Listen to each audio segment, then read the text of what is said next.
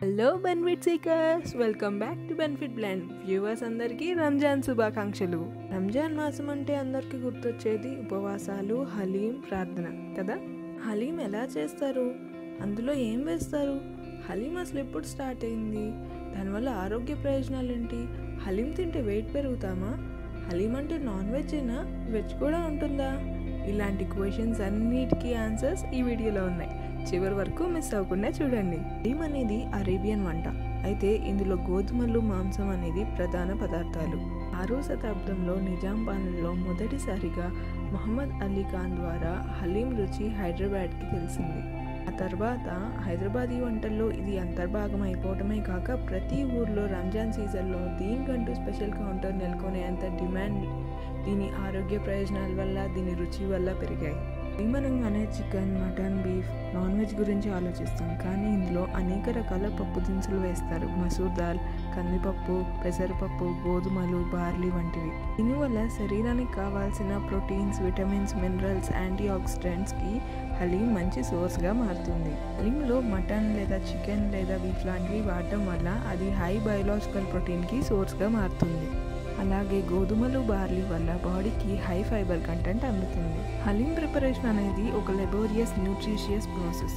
ఎందుకంటే ఇందులో non veg and veg రెండు సమ్మేళనాలతో పాటు డ్రై ఫ్రూట్స్ కూడా ఉంటాయి. దీనివల్ల శరీరానికి కావాల్సిన 80% పోషక విలువలన్నీ ఒక్క హలీం తింటే దొరుకుతాయి. 100 గ్రామ్స్ హలీం తీసుకుంటే అందులో 157 క్యాలరీస్ ఉంటాయి, 9.7 గ్రామ్స్ ప్రోటీన్ ఉంటుంది, 6.7 గ్రామ్స్ ఫ్యాట్స్ ఉంటాయి, 15.2 గ్రామ్స్ కార్బోహైడ్రేట్స్ ఉంటాయి. అలాగే బయోలాజికల్ అండ్ ప్లాంట్ బేస్డ్ ప్రోటీన్కి ఇది సోర్స్.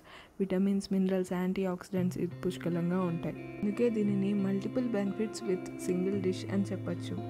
హలీం ప్రిపరేషన్లో ఆయిల్ అండ్ గీని యూజ్ చేస్తారు. ఎప్పుడైనా ఆయిల్ని మితంగా తీసుకున్నప్పుడు అది బాడీలో ఎసెన్షియల్ ఫ్యాటీ యాసిడ్స్ని పెంచడమే కాదు, మీడియం చైన్ ట్రైగ్లిసరైడ్స్ని, విటమిన్ ఏని, విటమిన్ ఈని, అలాగే యాంటీ ఆక్సిడెంట్స్ని పెంచడంలో సహాయపడుతుంది. అందువల్ల ఇది good source of healthy fats అని చెప్పచ్చు. హలీం తినడం వల్ల వెయిట్ పెరుగుతామనుకుంటారు, ఎందుకంటే దాని ప్రిపరేషన్లో ఆయిల్ అండ్ గీ యూజ్ చేశారు కదా అని.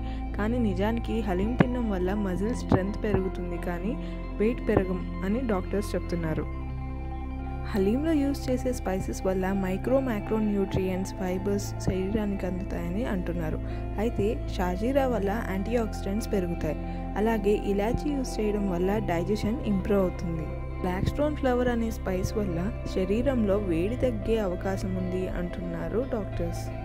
హలీం తినడం వల్ల అది న్యాచురల్ ఇమ్యూన్ బూస్టర్గా పనిచేస్తుందని, దానివల్ల ఇన్ఫెక్షియస్ డిసీజెస్, వామిటింగ్, కలరా, టైఫాయిడ్, నిమోనియా వంటి డిసీజెస్ రావని, చికెన్ గున్యా ప్రభావం తగ్గించి ఆ వ్యాధులు ప్రబలకుండా నివారించడంలో సహాయపడుతుంది అని డాక్టర్స్ పేర్కొన్నారు. హలీం తినడం వల్ల బోన్స్ స్ట్రాంగ్ అవ్వడం, బోన్స్ గ్రోత్ అవ్వడమే కాకుండా శరీరానికి బ్యాక్టీరియా, వైరస్ల ద్వారా వచ్చే ఇన్ఫెక్షియస్ డిసీజెస్ తగ్గే అవకాశం కూడా ఉంది అంటున్నారు డాక్టర్స్. హలీంని తరచుగా తీసుకోవడం వల్ల మోకాళ్ళ నొప్పులు, కీళ్ళ నొప్పులు తగ్గడమే కాకుండా కండరాల నొప్పులు, పిక్కల నొప్పులు అయితే పూర్తిగా నివారించుకునే అవకాశం కూడా ఉంది అంటున్నారు డాక్టర్స్. హలీం వల్ల ఇన్ని ప్రయోజనాలు ఉన్నందునే వెజిటేరియన్స్ కూడా హలీంని అందించాలని ఈ మధ్య కాలంలో వెజిటేరియన్ హలీం చాలా ఫేమస్ అవుతుంది.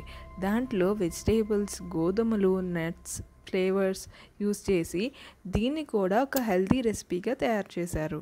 వెజ్ హలీం వల్ల protein, fibre, vitamins, minerals, folate, iron, potassium పుష్కలంగా వస్తుంది అని, అలాగే అందులో గోధుమలు వాడటం వల్ల ఫైబర్, ఎనర్జీ పెరగడమే కాక హార్ట్ హెల్త్ కూడా హెల్ప్ చేస్తుంది అంటున్నారు. ఈ వెజ్ హలీంలో క్యారెట్, పీస్, దుంపలు యూజ్ చేయడం వల్ల అవి ఇమ్యూన్ ఫంక్షన్ని మెరుగుపరుస్తాయని, మీట్ వర్షన్తో పోలిస్తే వెజిటేరియన్ హలీంలో సాచురేటెడ్ ఫ్యాట్స్ తక్కువగా ఉండడం వల్ల హార్ట్ హెల్తీ ఆప్షన్ అవుతుంది అని అంటున్నారు కొన్ని అధ్యాయాల్లో. హలీం వెజ్ అయినా నాన్ వెజ్ అయినా అది రుచికరం, ఆరోగ్యకరం అంటున్నారు డాక్టర్స్. ఇలాంటి ఇంట్రెస్టింగ్ అండ్ ఇన్ఫర్మేటివ్ వీడియోతో మళ్ళీ కలుద్దాం. Till then, stay tuned to Benefit Blend. Subscribe చేసుకోవడం మర్చిపోవద్దు.